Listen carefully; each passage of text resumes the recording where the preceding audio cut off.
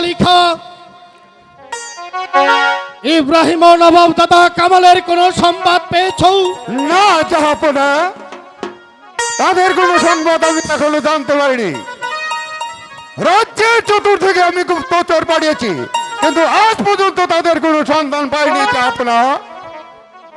আমাদের মনে হয় বেগম সাহেবা সংবাদটুকু জানে, আর বেগম সাহেবা জানলেও বলবে না।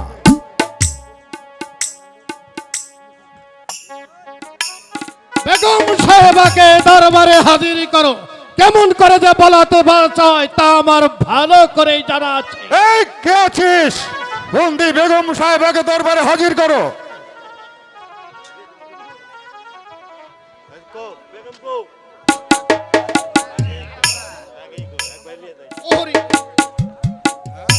প্রহরী, বন্দি বেগম সাহেবাকে দরবারে হাজির করো।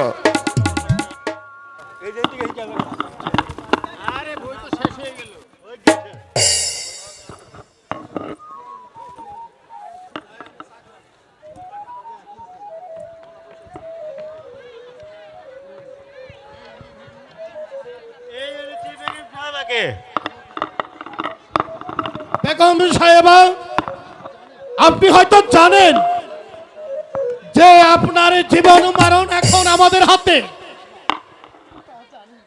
তা জানি, বন্দি যখন করেছো তখন যা ইচ্ছে তাই করতে পারো। এখন বলো, কেন আমাকে দরবারে হাজির করেছো? নবাব দাদা কামাল ও ইব্রাহিমের সংবাদ আপনি জানেন? না, আমি কিছুই জানি না। জানেন না? আপনাকে বলতে হবে ওরা কোথায় আছে। ওরা কোথায় আছে আমি বলতে পারবো না। আপনি স্বেচ্ছায় না বললে এই চাবুক দ্বারা আপনাকে বলাতে বাধ্য করবো। চাবুকের ভয় আমি কণ্ঠিত নয় জাফর আলী খাঁ। বুঝেছি। বলবেন না? জাফর আলী খাঁ, তাকে নির্মম ভাবে তুমি ব্যত্যাঘাত করো, তবেই বুঝতে পারবে আমাদের সাথে বিদ্রোহী করার যন্ত্রণা। বলুন, কমলকে কোথায় লুকিয়ে রেখেছেন? আমি বলছি তো আমি জানি না।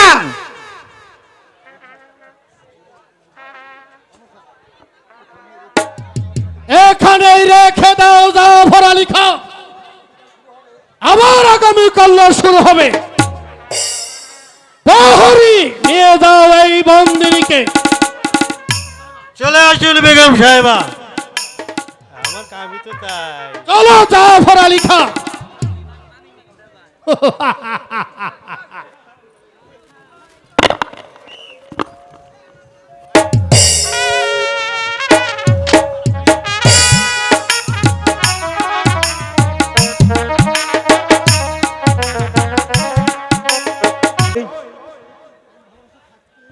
তাদের প্রাণে কি প্রেম ভালোবাসা থাকতে নেই?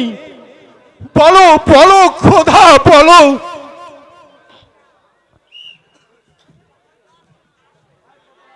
হ্যালো,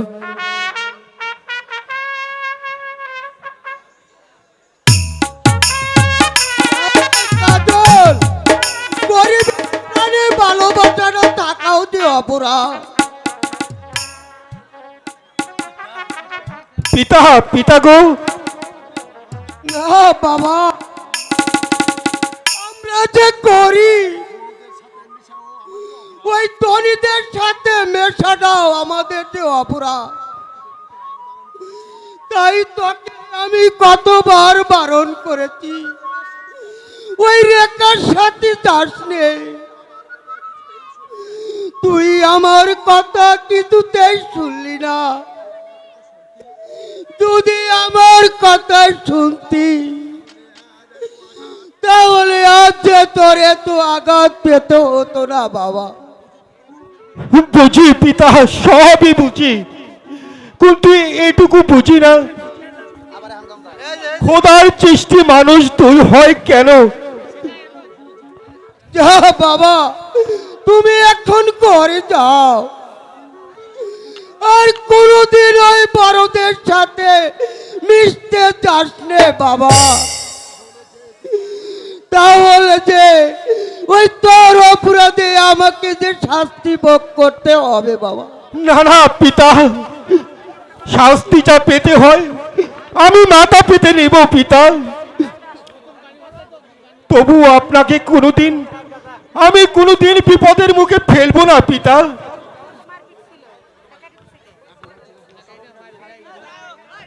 এখনো যে ছেলেটি সব কিছু বুঝতে শেখেনি, যদি শিখতো তাহলে আজ এত আঘাত পেত না।